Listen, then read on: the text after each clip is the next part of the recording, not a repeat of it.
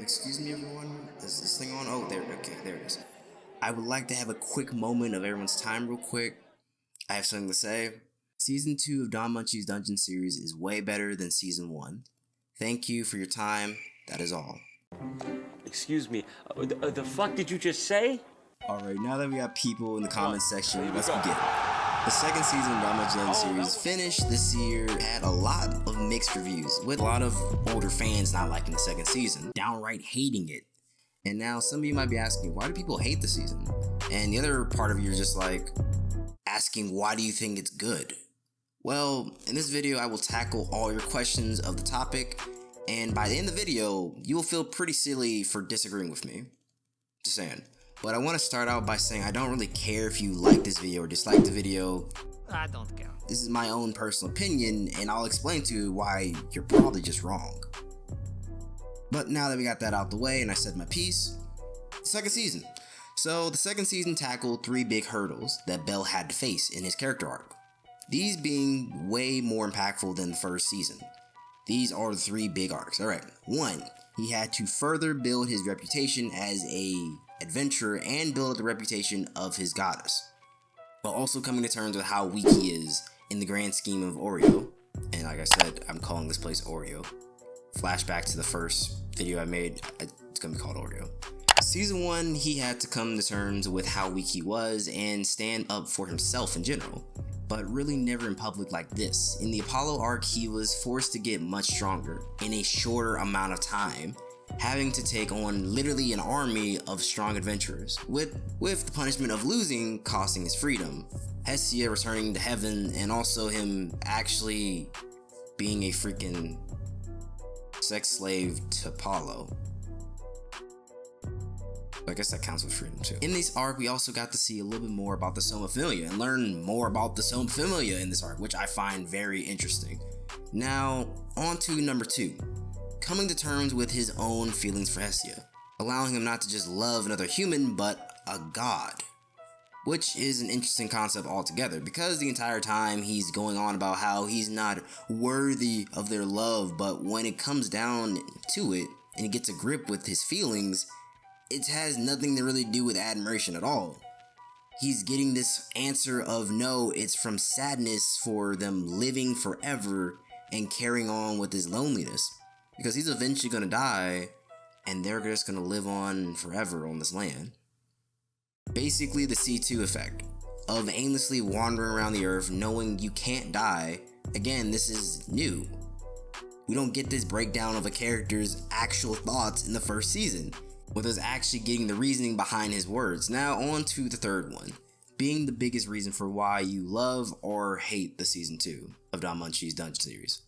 Let's jump right into the fire and get why people dislike the second season, with it being the prostitute. Prostitute. Just say it, prostitute, prostitute, prostitute. Okay, it's just funnier. First, let me just say I do like this character. This character is amazing, alright? She genuinely thinks she's a prostitute when she's clearly not.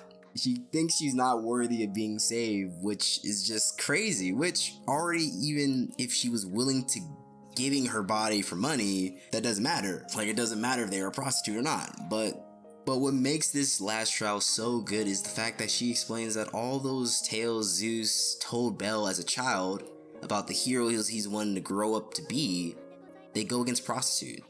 Not only actually fighting prostitutes, but rather they wouldn't save an impure girl like her, making him having to come to terms with his own morals and reshaping what kind of hero he wanted to be, trying to be the hero to now save everyone, no matter who they were.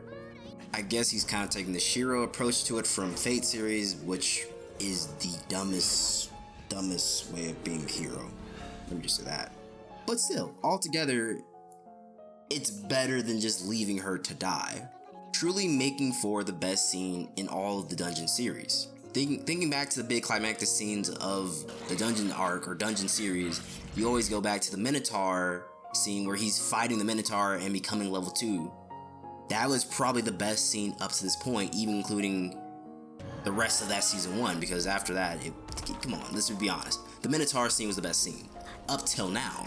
So with this actually being a story kind of scene and it taking the crown for the best scene in all the series, that already makes it better than season 1. Because season 1, he was doing it for himself. He was honestly being kind of selfish in a way. I mean, sure, he was in the pursuit of getting stronger, but he was kind of selfish. Season 2, he's doing it for not only himself, his goddess, his friends, and for people he didn't even know at the time. He's standing up for what's right. But after this moment, we get something even better. We get a dialogue scene from Bill and the Ishtar prostitute. Okay, I will actually use her name instead of just calling her a prostitute. Respect women. Respect. Honestly, the best scene after this moment of realizing what kind of hero he was trying to become, by far the best dialogue scene they've had is Belle and Aisha, with Belle really looking bewildered, like not knowing if he would really save her. He gets past this, but this we see is the best Belle Crenel so far. I mean, this is way better than season 1. He's reshaping his morals, his ideas, everything. In fact, people just want to say that season 1 is still better. It's just crazy to me. It's just crazy. And I mean, you don't get this kind of dialogue between characters in season 1. You get this in season 2. I know you're saying, that's so sweet. How could people have a problem with this season? Well, it's because they changed part of this, okay? I have to say this. Before this, they already hinted that she was really not prostitute. I figured everyone should already know that she wasn't prostitute before the way they were saying it, and I didn't really care either way, but was rather mind-fucked into thinking she was a prostitute. You know, Ishtar prostitutes. Aisha explains this, and we all get a good laugh out of it, and they never tell the two. The reason being, the writers wanted to simply please their virgin fanboys, and that's by not making her a prostitute. Which I agree is very stupid in a way of changing something crucial to the story, but it doesn't exactly ruin the scene either way. Like, I remember when in Dororo, it sucked that we find out that she was a prostitute, but it didn't change anything to me. I didn't look at her different anyway. I was like, yeah, I mean, it did add on to the story a little bit, add on to the character, but I didn't mind either way. But because I still knew the feelings behind the next scene. Here, I still know the feelings of Belle Crenel, and I know how he feels about her, how he feels about the situation, how he knows what he wants to do now. But if you're still having problems with this scene, let me just offer you this lesson then. Point is, if you like a series, you like a series, and you shouldn't try and nitpick at a series that you enjoy to watch. You shouldn't try and nitpick over the one thing you didn't like about the series. Example for me is that I love DxD, but when I saw that they changed the art style and made the characters face this new internal conflict that honestly, up to the point in the series, I can say they really hadn't, gone against. Like, briefly explain the one in DxD, but she wants Yusei to really take that initiative forward and trying to be moving away from a harem to honestly a standalone couple. That was their internal conflict in DxD. Even though I didn't like it per se, just because I didn't find it fit with the previous 3 seasons, I still didn't care because I still knew the roles. In the end, I still liked the 4th season. In fact, the send-off message they have actually does add on to the story. And here's why I say it adds on to it. Because in the end, Aisha was still on her team. She was still on her side till the end as a friend. Knowing she could not stop this physically and really mentally. Like, she was really hooked on with this Ishtar prostitute kind of sex drug stuff. Like, she could not break from it herself.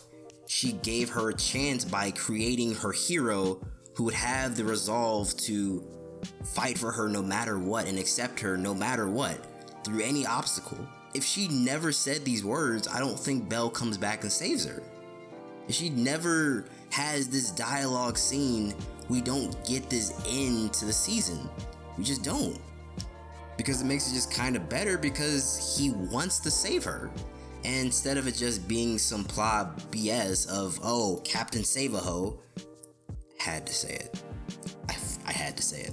Just knowing there was another person involved, I think adds on to the story element, and not a lot of people talk about it in general.